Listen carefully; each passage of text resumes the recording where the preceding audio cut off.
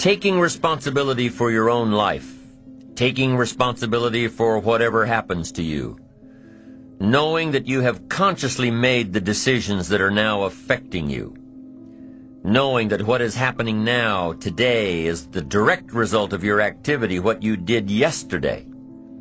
Self-reliance is basically counting on yourself. Now, being self-reliant doesn't mean you can't work with others or trust others. Self-reliance means counting on yourself, trusting yourself, being confident with yourself, being responsible to yourself, trusting your own instincts, trusting the conclusions that you have developed from your study of experiences and philosophies, taking the credit that is due you, learning from the mistakes that you have made, being self-reliant. Gestalt psychologists give an example of being self-reliant. They say that you're responsible for getting caught in the rain. They say that by deciding not to carry an umbrella every day, you have made the decision to endure an occasional drenching. Translation? By not being prepared, you make the choice of getting caught in some of life's unpleasant circumstances. Be they rain, failures, economic losses, relationship losses, professional losses, personal losses. By not being prepared, thinking ahead, it's your choice. Now here's the other side of it. By being prepared, you increase your chances of success. You increase the likelihood. By being prepared, you increase your chances of success, of seizing opportunities when they come your way, of being ready within yourself to take advantage of once-in-a-lifetime situations. Some people tend to blame others for their mistakes, blame others for their failures. Somebody says, it's not my fault the report isn't done, so-and-so didn't do their part. Of course it's your fault. It's your report too. It's your responsibility to see that everyone you delegated work to does their part. Now, you can't control what others around you do, but it's in your own best self-interest, your enlightened self-interest, that you stay on top of things, especially if it's going to affect your future. You think your boss cares that John didn't do his part? You think he sees John as the bad guy? Of course not. All he sees is that the report isn't done, bottom line. Be responsible for the things that affect you. You can make sure you're more responsible by checking in with those people who are working with you, the people who make up your team. You can be more responsible by saying, hey, John, how are you doing with your part? Do you need some help? Can we put somebody else in here to help you finish? Now, if John consistently doesn't handle his part, you've got to replace John. If he isn't doing his share, you've got to find somebody that will. Or what? It will negatively affect you. You can't wake up in the morning that the project is due hoping and wishing that John has done his part. No, you've got to be responsible because it's going to affect your career too. Now, my approach to my better future very early on in my career was to just go through the day with my fingers crossed. And I used to say something like, I sure hope things will change for the better. Then here's what I found out. They're not going to change. Somebody says, well then, how will my life ever change? Answer, when you change. When you change, when you get better, it'll get better. If you change, it'll all change. Don't put it on someone else. Hope that someone else will change it for you. Take responsibility for yourself. Take personal responsibility. You can't change the circumstances or the seasons or the wind, but you can change your reading habits. You can change whether or not you go for the skills, burn the midnight oil, turn yourself around, multiply your value by 2, 3, 5, 10. That you've got charge of. That you have control of. You don't have control of the constellations, but you've got control over whether or not you go to night school, take adult classes, learn some new skills. You have control over that. And if you don't, that's your fault. You've got to take personal responsibility. You've got to be self-reliant. You. Nobody else can change your life, alter your ambitions, pave a golden road for you. But you can. It's up to you. Be responsible for yourself. Learn to reap the harvest without complaint. This is a sign of growing maturity. And here's where it comes from: taking full responsibility. Take full responsibility for everything you do. Be responsible to yourself. It's your crop. Whatever your paycheck is, take full responsibility. You say, well, it's my employer. No, it's not your employer. You can become twice as valuable, 3 times as valuable. Burn the midnight oil, learn some more skills.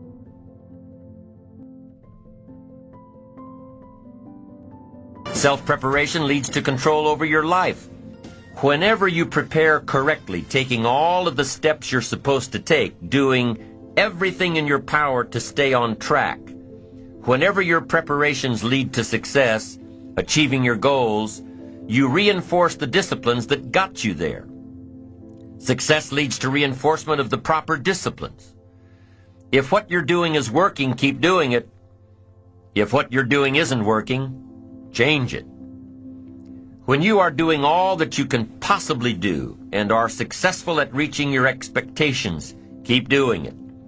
Success is a reinforcement. Psychologists call this positive reinforcement. We all know about positive reinforcement. That's how we train our dogs. That's how we teach our kids. That's how the trainers at SeaWorld can get a killer whale to do tricks and follow commands and work side by side with humans, by positive reinforcement. When you bring a brand new puppy home and try to teach him not to mess in the house, what do? You reward him for going outside or scratching at the door. When you're trying to get your toddler out of the diaper stage, what do? You reward her with special presents, make her feel special for learning something new. When you're trying to get your older kids to crack the books and study, what do? You reward them when they get good grades. You teach them that the skills they are developing now will have great positive effects on their lives later.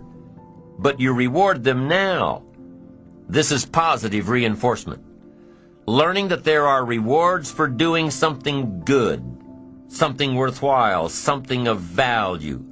The greater the value, the greater the reward. The better you do, the better your reward. The greater the value, the greater the reward.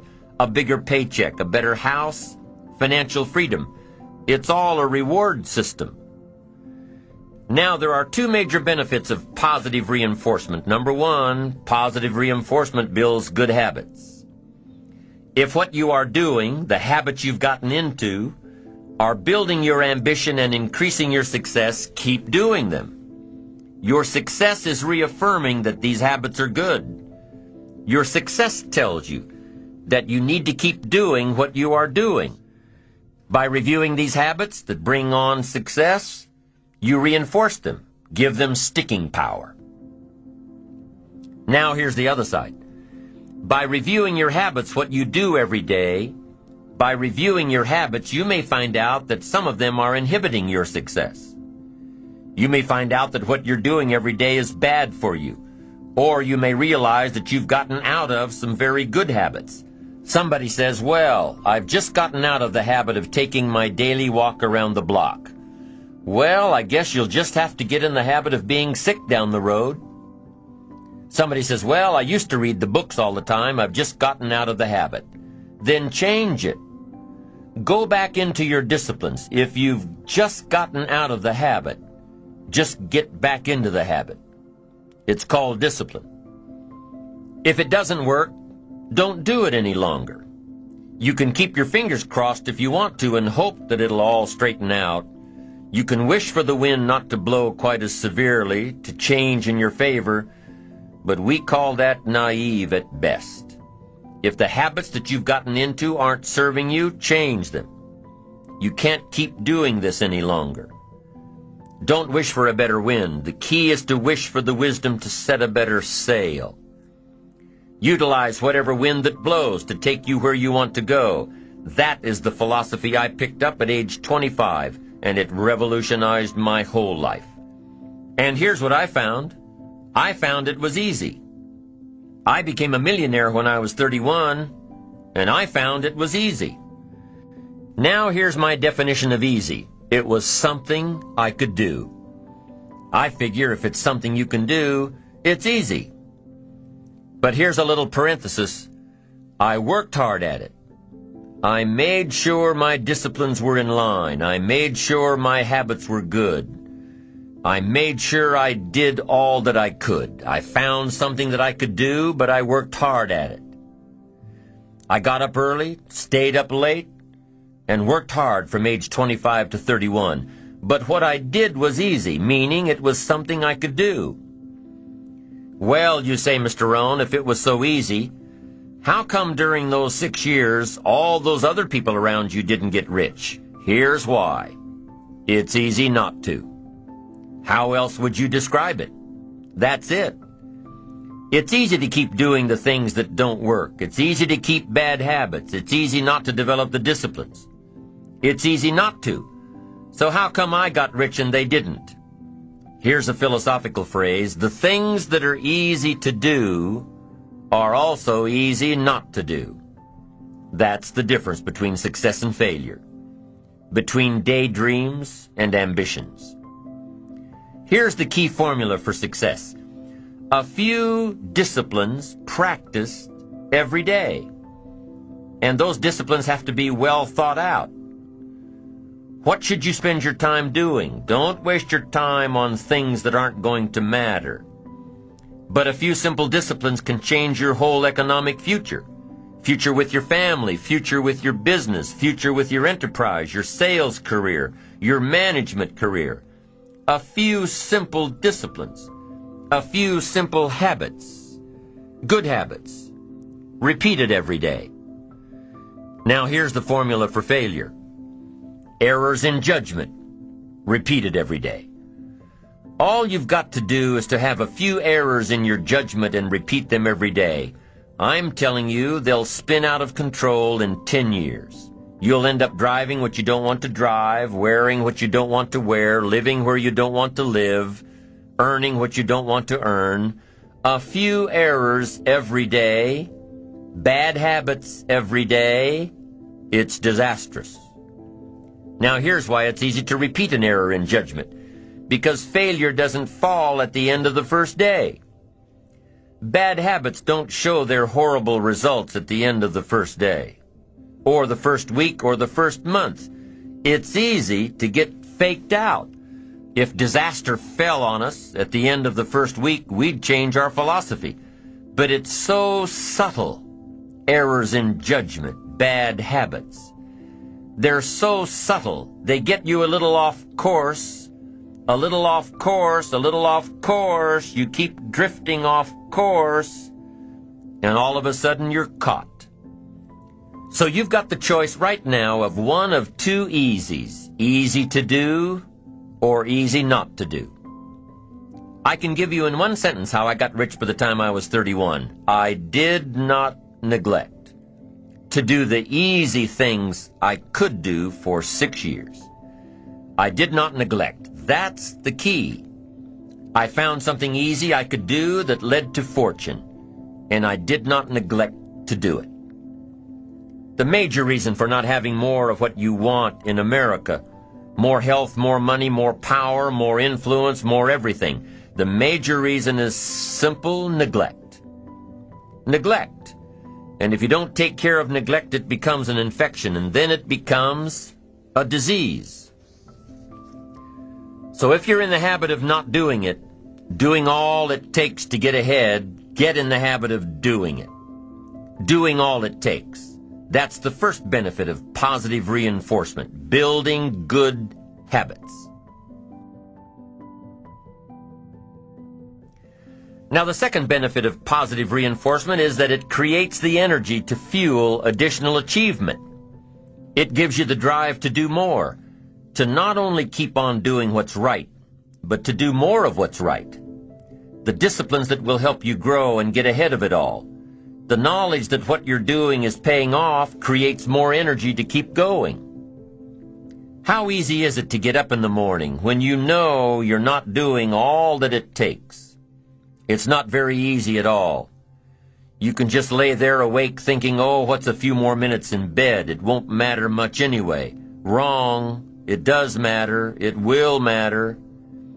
Now, how easy is it to get up in the morning when you're pouring it on, doing the best you can, anxious to get going, make progress toward your dreams? It's a whole different story. When you're resting to renew your reserves, it's much different than resting to avoid your day. When you're psyched up and excited for your life, when you're excited for what you've planned to accomplish for the day, it's amazing. You'll wake up before the alarm clock even tries to startle you awake. Your successes fuel your ambition. Your successes give you extra energy. Your successes pave the way for more successes. It's the snowball effect. With one success, you're excited to meet another, and another, and another. And pretty soon, the disciplines that were so difficult in the beginning, the disciplines that got you going, are now part of your philosophy. How do you know when you're successful? Do you have to be a millionaire? No. All we ask of you is that you earn all you possibly can. If you earn $10,000 a year and that's the best you can do, that's enough. God and everything else will see to it that you're okay. The key is to just do the best you can. If it's $10,000 a year, wonderful. If it's $100,000 a year, wonderful. If it's $1 million a year, wonderful. It doesn't matter $10,000 a year or $1 million a year. It doesn't matter as long as you've done the best you possibly can. Earn the most you possibly can. Be the most you possibly can. And here's why. The essence of life is growth. The essence of life is growth, to do the best you can. And here's what's interesting. Humans are the only life form that will do less than they possibly can. Humans are the only life form that will settle for less. Every other life form except human beings strive to its maximum capacity. How tall will a tree grow? Approximately.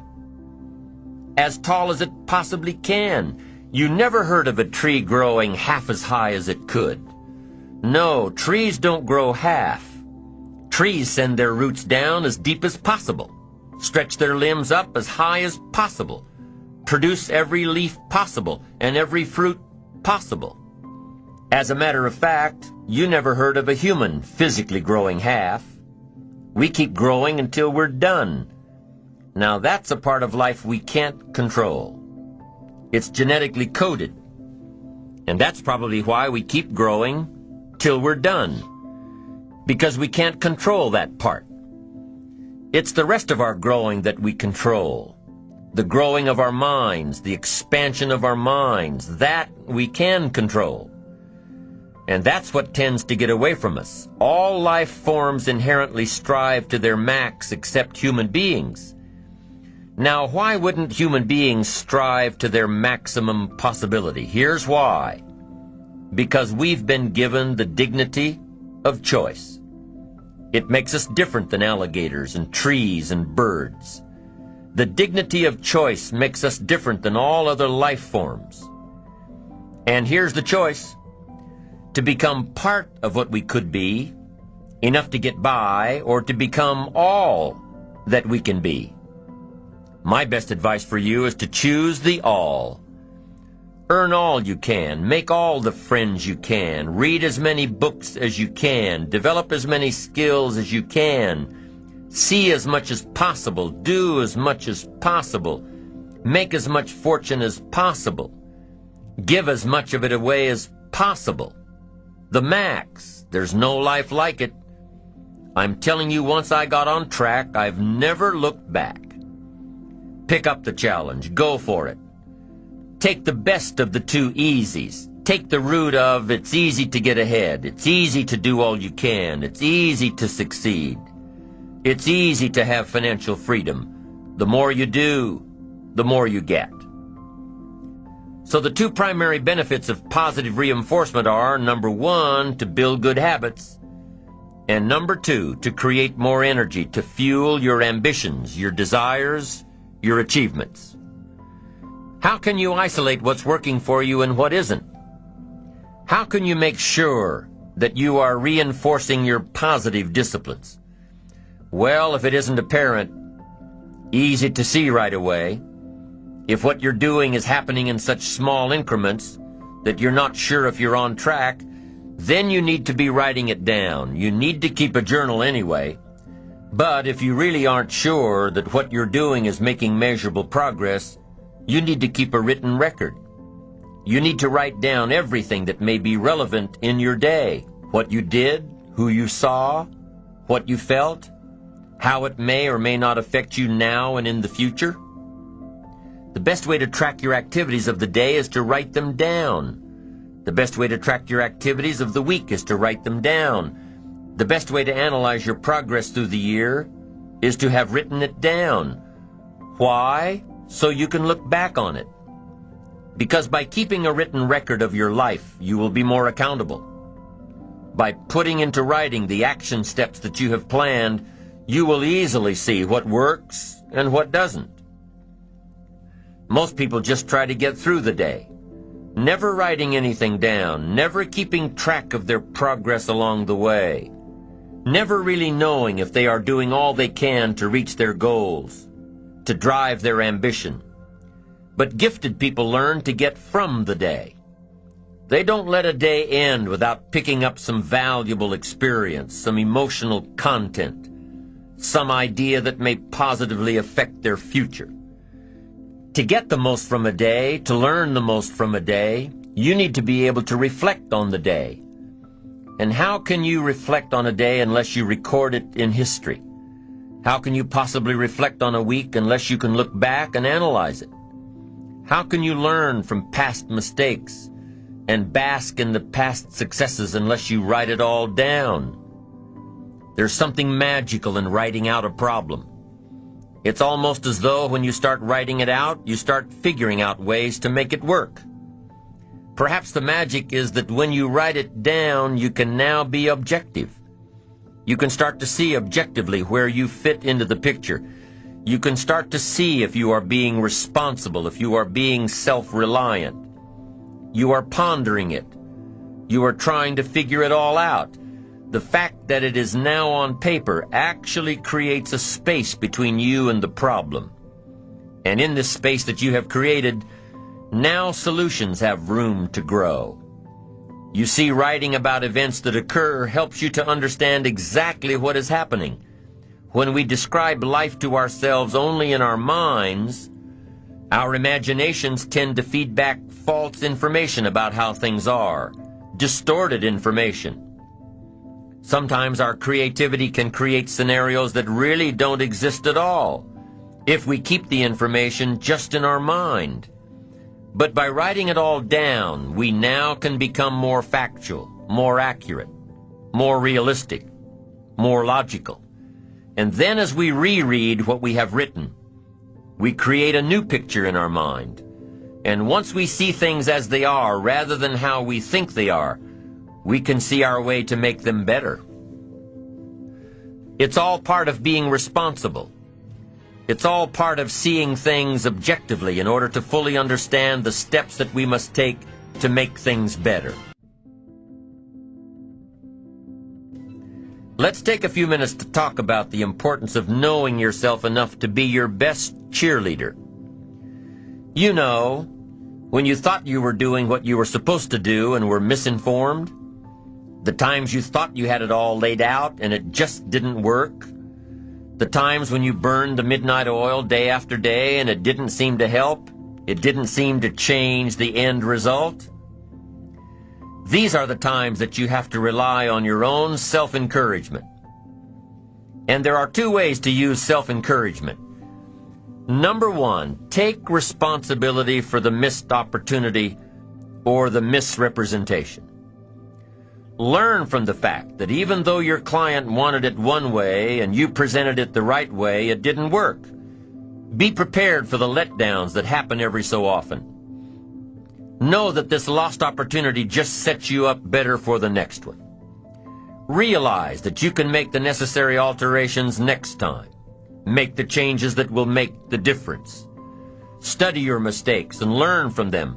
Don't dwell on the mistakes. Acknowledge them. Learn from them. Encourage yourself that you're smarter than your bank account leads you to believe. The second way to use self-encouragement: remind yourself that you're bound to get better. Don't get down on yourself. Don't beat yourself up.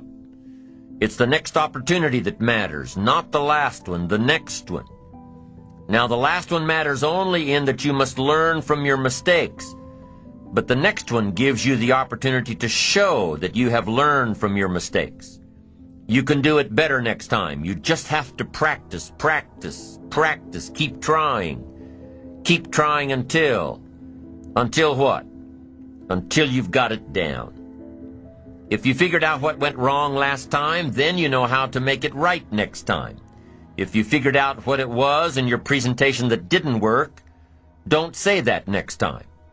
If you figured out that the reason you didn't close the deal this time was because you didn't have all the facts and figures in place, have all the facts and figures in place next time. Don't beat yourself for messing up. Pat yourself on the back for figuring it out. You need to encourage yourself. You need to pump yourself up. You need to be your own cheerleader. Why? Because you can't wait and hope that someone else will come along and cheer you up, make you feel better, tell you that you'll do better next time. You have to rely on yourself. You have to have faith in yourself and your ability to figure out what works and what doesn't, what's right and what's wrong. You have to have the inner belief that everything you're doing for a positive outcome in the future. You have to encourage yourself with future successes. Number one way to use self-encouragement: take responsibility for missed opportunities and study your mistakes. Number two, don't get down on yourself. Encourage yourself with your future. Encourage yourself with your goals, your dreams, your ambition. Knowing that you've got a plan, knowing that you're taking the right steps, knowing that you're going to do it until. When you miss an opportunity, are unprepared for an opportunity, or suffer a setback while realizing your goals, when you miss out, you need to encourage yourself by immediately getting back into line. There's an old cowboy saying, fall off a horse 7 times, and you're a real cowboy. If you fall off a horse, get right back on. If you fall off track, get right back on. If you fall away from your disciplines, get right back to them. If you fall out of habit, get back into the habit. If you fall off, get back on. If you fall off the horse of habits or disciplines or progress. If you fall off the horse, get back on. It may be hard, it may be a bit frightening, but get back on. Keep your ambition alive and active and well. We must all suffer one of two pains: the pain of discipline or the pain of regret. If you don't spend an ounce of discipline, you'll most likely suffer tons of regret. Discipline weighs ounces, regret weighs tons. It's much easier to be disciplined and have the money than to try to rationalize why you don't.